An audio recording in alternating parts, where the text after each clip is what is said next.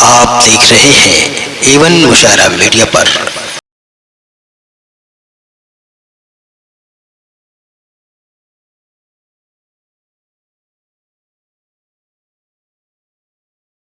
اب میں بلا تاخیر ام المدارس ازہر ہند دارالعلوم دیوبند کے نائب محتمم متکلم اسلام خطیب دوراں حضرت مولانا مفتی محمد راشد صاحب اعظمی دامت برکاتہم العالیہ کو اس شعر کے ساتھ دعوت خطاب دے رہا ہوں۔ عزائم کو سینوں میں بیدار کر دے، عزائم کو سینوں میں بیدار کر دے، نگاہ مسلمان کو تلوار کر دے، تڑپنے پھڑکنے کی توفیق دے، دل مرتضیٰ سوز صدیق دے، شراب کہن پھر پلا ساقیا، شراب کہن پھر پلا ساقیا، وہی جام گردش میں لا ساقیا۔ حضرت والا سے بہت ہی ادب و احترام کے ساتھ گزارش کر رہا ہوں تشریف لائیں اور اپنے مواعظ حسنہ سے ہم سب کو مستفیض فرمائیں۔ الحمدللہ نحمدہ ونستعینہ ونستغفرہ ونؤمن بہ ونتوکل علیہ ونعوذ باللہ من شرور انفسنا ومن سیئات اعمالنا من یهدہ اللہ فلا مضل لہ ومن یضللہ فلا ہادی لہ واشہد ان لا الہ الا اللہ وحدہ لا شریک لہ واشہد ان سیدنا و مولانا محمدا عبدہ ورسولہ صلی اللہ علیہ وسلم۔ اعوذ باللہ من الشیطان الرجیم، بسم اللہ الرحمن الرحیم۔ قل بفضل اللہ وبرحمتہ فبذلک فلیفرحوا هو خیر مما یجمعون۔ صدق اللہ العلی العظیم۔ وقال النبی صلی اللہ علیہ وسلم خیرکم من تعلم القرآن وعلمہ او کما قال النبی صلی اللہ علیہ وسلم۔ صدر امم سلطان مدینہ، وہ جس کے کف پا کا پسینہ گل قدے فردوس کی شبنم صلی اللہ علیہ وسلم۔ بندہ اور خدا سے واصل، خاکی اور انوار کا حامل، امی اور اسرار کا محرم صلی اللہ علیہ وسلم۔ راہ میں کانٹے جس نے بچھائے، گالی دی پتھر برسائے، ان پر چھڑکی پیار کی شبنم صلی اللہ علیہ وسلم۔ حضرت صدر جلسہ، معزز اور محترم علماء کرام، محترم بزرگوں اور دوستوں، نوجوانان ملت، یہ اللہ کا کرم ہے، احسان ہے کہ اللہ تبارک تعالیٰ نے آپ کے انتہائی محبوب اور پیارے صاحب خدمت ادارہ مدرسہ بیت العلوم کے آپ اس جلسے سالانہ میں شریک ہوئے ہیں۔ یہ جلسہ بہت دنوں سے جاری ہے اور انشاءاللہ قیامت تک جاری رہے گا انشاءاللہ۔ اس کا بڑا فیض ہے، دور دور سے لوگ اہتمام سے آتے ہیں۔ ہم لوگ اپنی طالب علمی کے زمانے میں جونپور سے جب پڑھتے تھے تو بیت العلوم کے جلسے میں بڑے شوق و ذوق سے حاضر ہوتے تھے، اور فلاں عالم آئیں گے، فلاں عالم، ملک کے منتخب علماء آتے تھے اور زبردست بیانات ہوتے تھے، اور آج تک الحمدللہ یہ سلسلہ جاری ہے۔ اللہ تعالیٰ اس سلسلے کو حد درجہ قبولیت سے سرفراز۔ آمین۔ یہ مدرسہ بڑا بافید مدرسہ ہے، اس کا ملک پر، اطراف و جوانب پر بہت بڑا احسان ہے۔ اس کے بانی حضرت شاہ عبدالغنی صاحب رحمۃ اللہ علیہ، بڑی عظیم شخصیت، حضرت اقدس حکیم الامت مولانا اشرف علی تھانوی رحمۃ اللہ علیہ کے انتہائی اہم خلفاء میں سے، نامور خلفاء میں سے، حضرت کی نگاہ میں اتنے اہم تھے کہ حضرت فرماتے تھے حضرت شاہ عبدالغنی صاحب رحمۃ اللہ علیہ کے بلبوتے پر کہ میری فوج آدم گڑھ میں ہے، فرماتے تھے کہ میری فوج آدم گڑھ میں ہے۔ میں نے خود حضرت مفتی عبداللہ صاحب رحمۃ اللہ علیہ سے سنا کہ دارالعلوم دیوبند میں طے کیا گیا تھا شیخ الہند رحمۃ اللہ علیہ کے زمانے میں مالٹا جانے سے پہلے کہ ایک اہم عالم جس کی علوم پر، حدیث پر، فقہ پر، تفسیر پر گہری نظر ہو، وہ رکھا جائے دارالعلوم میں۔ تو لوگوں نے حضرت اقدس حکیم الامت مولانا اشرف علی تھانوی رحمۃ اللہ علیہ سے درخواست کی شیخ الہند اور ان کے زمانے کے لوگوں نے کہ آپ اپنے معتمد لوگوں میں سے کسی آدمی کو دارالعلوم کے لیے دیجیے. تو حضرت تھانوی رحمۃ اللہ علیہ نے شاہ عبد الغنی صاحب رحمۃ اللہ علیہ کا انتخاب کیا. کتنی خوشی کی بات ہے کہ اس بڑی ہستی کی نظر میں دارالعلوم دیوبند کے شایع نشان وہاں اکابر کے مطالبے کے مطابق اگر کسی کو انہوں نے سمجھا تو حضرت شاہ عبد الغنی صاحب رحمۃ اللہ علیہ کو سمجھا. پھر چونکہ حضرت ہی بیچ میں تھے تو حضرت شاہ صاحب سے کہا کہ مولوی صاحب آپ کو دارالعلوم دیوبند میں پڑھانا ہے, کیا تنخواہ لیں گے؟ تو حضرت نے فرمایا چنے کھا کے پڑھا دوں گا, انشاءاللہ تنخواہ نہیں لوں گا. ایسے مخلص لوگ تھے, کتنے پیارے لوگ تھے. ان لوگوں کی یہ بنیاد رکھی ہوئی مدرسہ ہے. تو مدرسوں کا دار و مدار اخلاص پر ہوتا ہے. اخلاص جتنا زیادہ ہوتا ہے مدرسہ اتنا ہی مقبول ہوتا ہے. خود دارالعلوم دیوبند 1857 کے بعد آج کل کیا حالات ہیں؟ کچھ بھی نہیں ہے. 1857 کے بعد وہ حالات ہوئے تھے کہ یہ تھا کہ ملک میں مسلمان رہیں گے کہ نہیں رہیں گے. دلی میں انگریزوں نے پوری دلی سے مسلمانوں کو نکال دیا تھا. جس طرح سے ہم دوسرے ملک میں ویزا لے کر جاتے ہیں اسی طرح سے کوئی مسلمان انگریزوں کی طرف سے ویزا لے کر دلی میں جا سکتا تھا. یہ صورتحال تھی. جہاں شاہجہانی مسجد ہے, جہاں سینکڑوں مدرسے تھے, بلکہ ہزاروں کی تعداد میں مدرسے تھے, جہاں شاہ عبدالعزیز, شاہ ولی اللہ, شاہ اسحاق, شاہ عبد الغنی مجددی درس دیتے تھے, وہاں صورتحال ہو گئی تھی کہ مسلمانوں کو داخلہ ممنوع تھا, جا ہی نہیں سکتے تھے. ان حالات میں اللہ کے پیارے بندوں نے رو رو کر اللہ سے دعا کیا, بار الہ اس ملک میں اسلام کی حفاظت کی کوئی سبیل پیدا فرما دیجئے. ان کی آہ سے ہرگاہی کو, راتوں کی تڑپ کو اللہ نے قبول کیا. اس زمانے کے جتنے اولیاء اللہ تھے 1857 کے بعد 10 سال تک یہ حضرات مسلسل اللہ کے حضور روتے رہے اور دعا مانگتے رہے. ٹھیک 10 سال کے بعد اس علاقے کے جتنے اولیاء اللہ تھے سب کے دلوں پر اللہ نے الہام ڈالا کہ اسلام کی حفاظت کی یہی شکل ہے کہ ایک مدرسہ کھولا جائے, عربی مدرسہ کھولا جائے.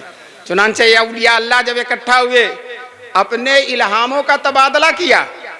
الہام دل میں بات آ جاتی ہے, اس کے الفاظ نہیں آتے دل میں, تو بات دل میں ہوتی ہے اور الفاظ اپنے ہوتے ہیں, بات اللہ کی طرف سے دل میں ڈالی جاتی ہے.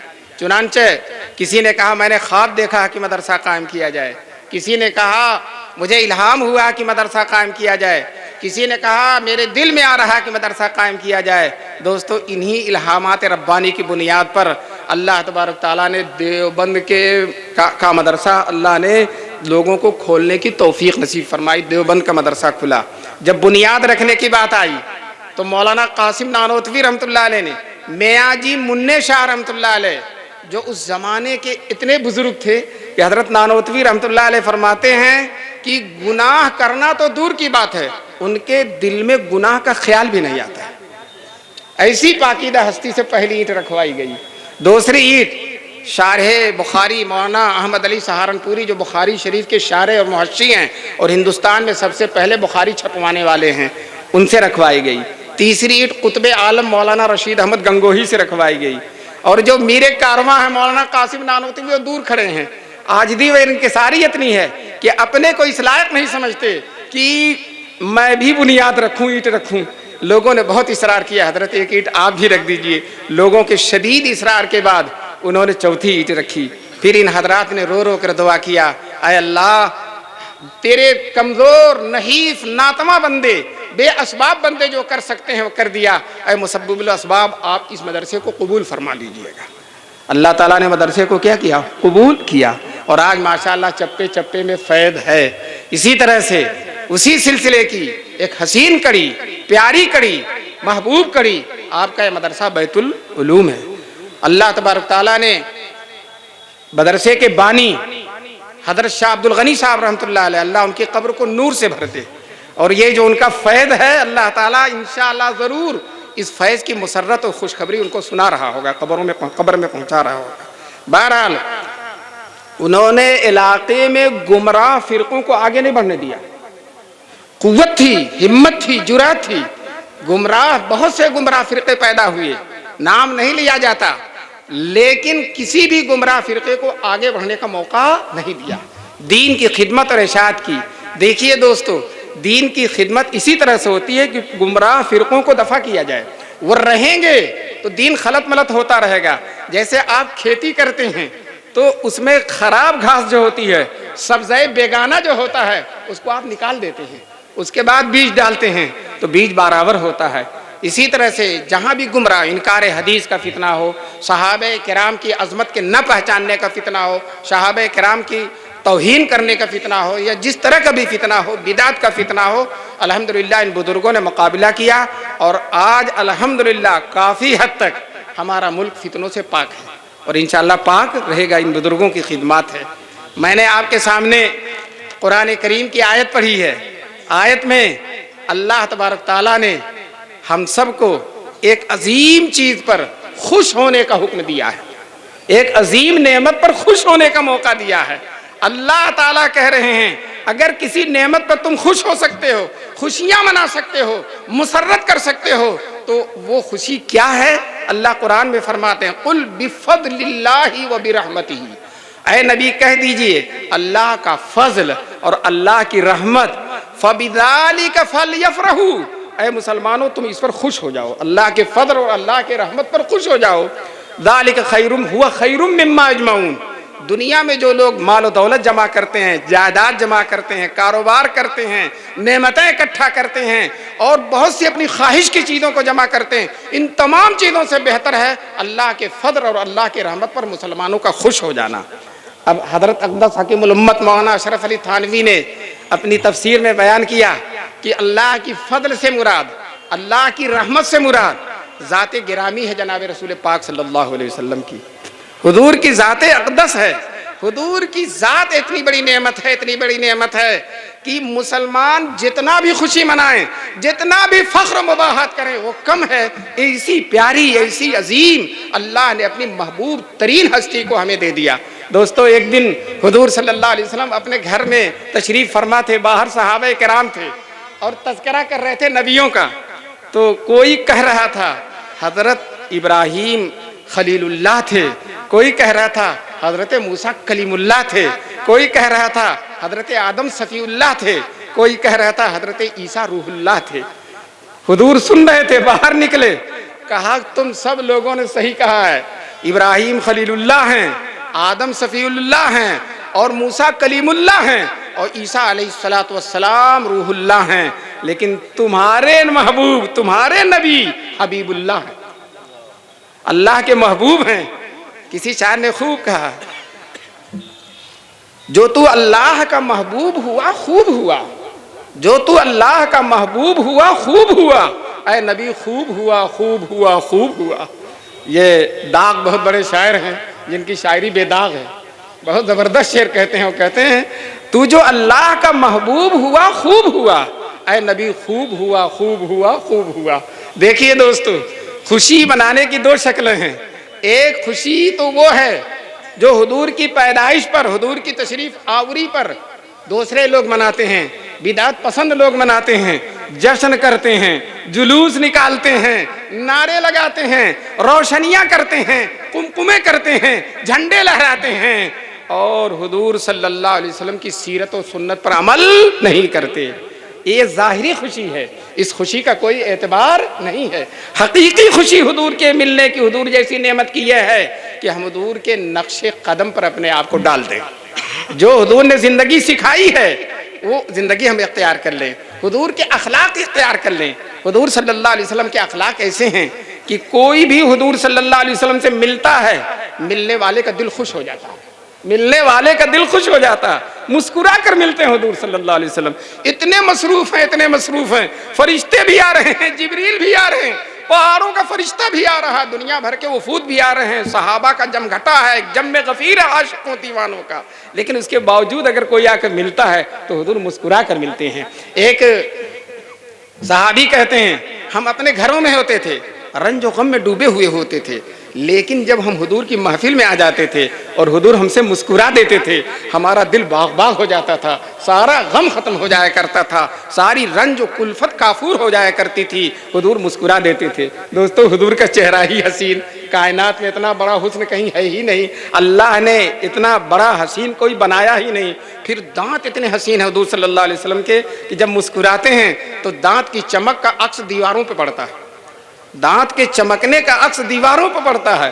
دوستو حضور جب مسکرا دیتے ہیں صحابہ کرام کا دل خوش ہو جاتا ہے، باغ باغ ہو جاتا ہے۔ ایک ایک صحابی پر اتنی نظر ہے۔ ایک چھوٹی عمر کے صحابی ہیں جابر رضی اللہ تعالیٰ عنہ، وہ جہاد میں گئے حضور صلی اللہ علیہ وسلم کے ساتھ۔ جب واپس ہونے لگے تو جابر اپنی گھوڑی بہت تیز چلا رہے ہیں، یا اونٹ رہا ہوگا، بہت تیز ہانک رہے ہیں۔ تو حضور کہتے ہیں جابر اتنی تیزی کیا پڑی ہوئی ہے، اتنی جلدی کیا ہے؟ تو جابر کہتے ہیں اللہ کے رسول شادی ہوئی تھی میری، اور شادی ہوتے ہی جہاد کا اعلان ہو گیا، میں چلا آیا، اور میں تیز اس لیے جا رہا ہوں کہ گھر والوں سے ملاقات کروں۔ تو حضور نے کہا اچھا تم نے شادی کی؟ کہا ہاں۔ اب دیکھیے حضور ناراض نہیں ہوئے۔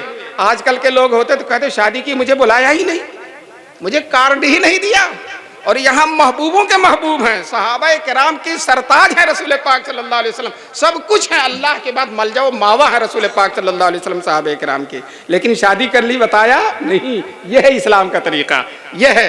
حضور نے پوچھا ان سے، مجھے سنانا یہ کہ دیکھیے چھوٹی عمر کا بھی شادی ہوئی ہے، لیکن حضور کے اخلاق دیکھیے، کہتے ہیں نئی عمر کی عورت سے شادی کی ہے یا پرانی عمر کی عورت سے شادی کی؟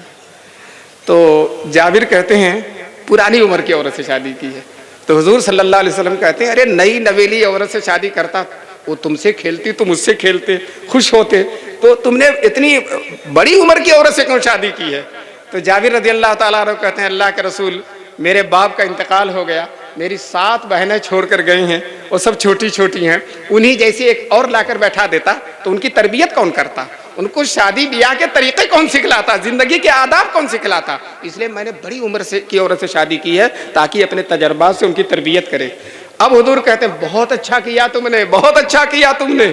میں آپ سے یہ سوال بتانا چاہتا ہوں کہ دیکھیے رسول پاک صلی اللہ علیہ وسلم کتنے بڑے ہیں، جبریل بھی آ رہے ہیں اور جو ہے فرشتے بھی آ رہے ہیں، رحمتوں کا جمگھٹا ہے، اللہ کی تجلیات کے مرکز ہیں، اس کے باوجود ہر حالت صحابہ کرام کی پوچھتے ہیں۔ صحابہ کرام کہتے ہیں ہمارے گھر والے ہم سے ہماری جتنی فکر کرتے تھے اس سے زیادہ فکر رکھتے تھے رسول پاک صلی اللہ علیہ وسلم۔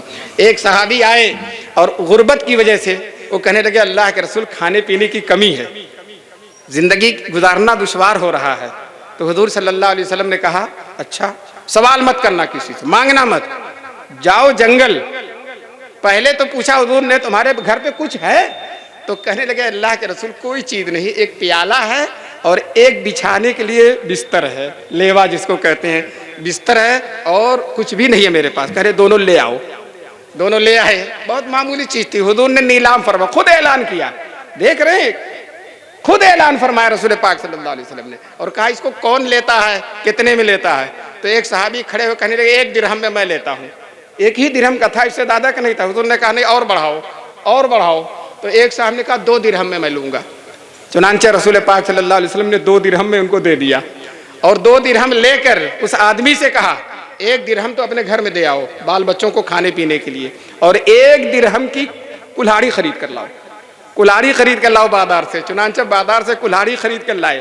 حضور نے اپنے ہاتھ سے اس میں لکڑی ٹھوکا، اس کا بیٹ اور لکڑی حضور نے اپنے ہاتھ سے ٹھوکا، اور کہا کہ اب جاؤ جنگل سے لکڑی کاٹو اور 15 دن تک نظر مت آنا۔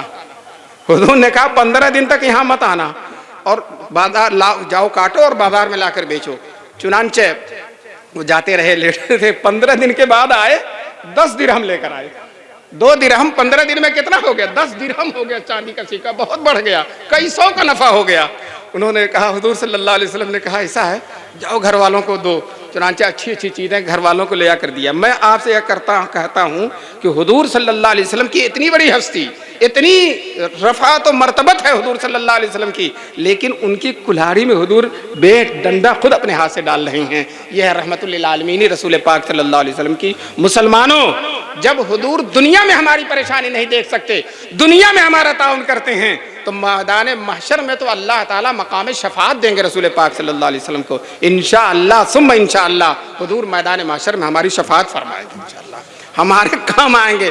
ہم جو ہے دنیا میں حضور کے زمانے میں نہیں رہے، حضور سے مانگ نہیں سکے، صحابہ ایک ایک چیز حضور سے مانگتے تھے، کسی کے گھر کچھ نہیں ہوتا تھا آ کر حضور سے سوال کر